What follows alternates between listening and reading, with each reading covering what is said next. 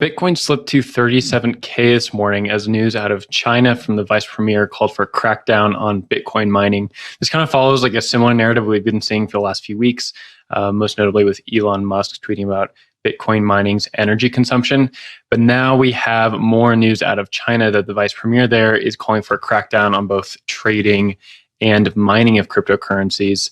This follows news earlier in the year where China moved all the miners out of Inner Mongolia to different provinces because they don't want to have a large reliance on coal mining going forward, just because of like the greater urgency around the world to address climate change.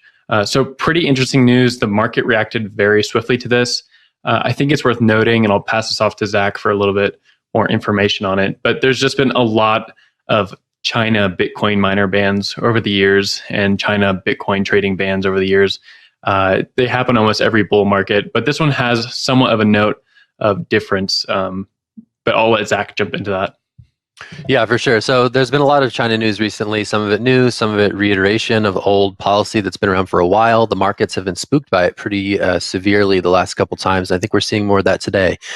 Interesting that observers in crypto Twitter are calling this one a bit more notable to pay attention to. The inner workings of who is making these announcements and how often has more bearing on the announcements themselves in the Chinese context.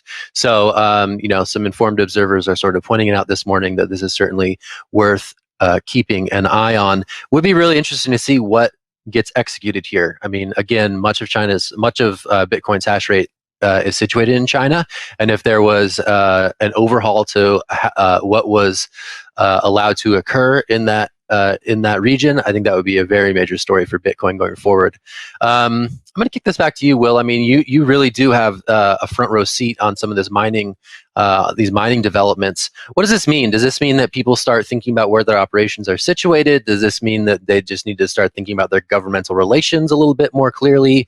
What's the move within the mining community this morning as we hear more reports out of China that suggest a crackdown could be coming? Yeah, some great questions. And the way I like to think about it is kind of depends on your time frame. So short term versus long term, we have different implications here. In the short term, it could be the case that a lot of miners have to move out of China. And that would, in the short term, hurt the hash rate of Bitcoin. That would decrease necessarily. But long term, it actually might be beneficial for Bitcoin's greater image. There's a huge push around the world just to be more ecologically friendly.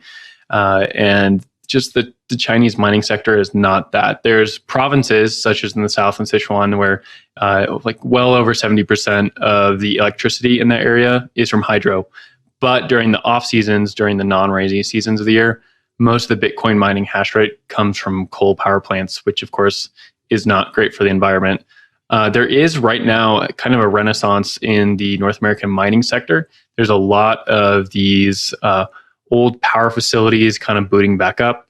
There's also a lot of dependencies now on hydro and wind and solar in the US and Canada. And so long term, I think that's kind of where things happen. You might see a lot of shipments of miners coming over to the US and Canada long term. I'm going to throw it down to Ben, though, for your take on this. Yeah, I think it's pretty interesting in a couple ways. And dang, we have some jumpy markets right now in some ways. But like this sort of iteration of a policy and a potential maybe crackdown, I think is quite different from the one that we've been talking about previously, which was sort of three self-regulating agencies reiterating kind of previous wording in language from the past. And so that was maybe less so news. And this feels like a little bit more. And I appreciate that we're reporting on this and we're looking at kind of, and maybe crypto Twitter is like the real nuance of like Chinese government in this situation, and like who's delivering this, what kind of weight that holds, and really taking the time to sort this out rather than looking at this just like as a hegemonic institution that has no like kind of political plays that are happening in it.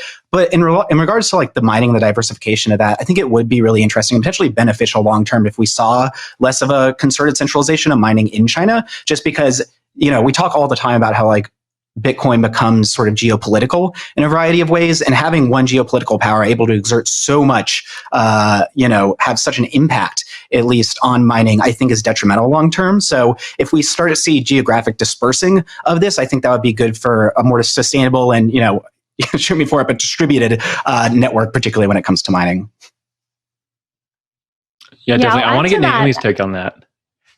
Yeah, Go ahead, go I ahead. just You got wanted to it. mention, like, we talk about the censorship resistance of Bitcoin. We talk about how it can't be shut down, but there are definitely ways that could be throttled, and we're starting to see some of those. You know, if governments around the world do decide to crack down, if major players do start to focus on shutting down the mining sector or say no, financial institutions can't deal with this anymore, Bitcoin does respond, as we can see from the price right now, $36,000. You know, it does take a blow and it does respond to these announcements. So it absolutely is malleable in that sense. But I mean, it's important to understand that even if that happens, at the end of the day, it can't be shut down, and there will be countries around the world that will continue to use Bitcoin and to mine Bitcoin, because this is borderless. This is in the ether. This is uncensorable at the end of the day, no matter what the price movements are.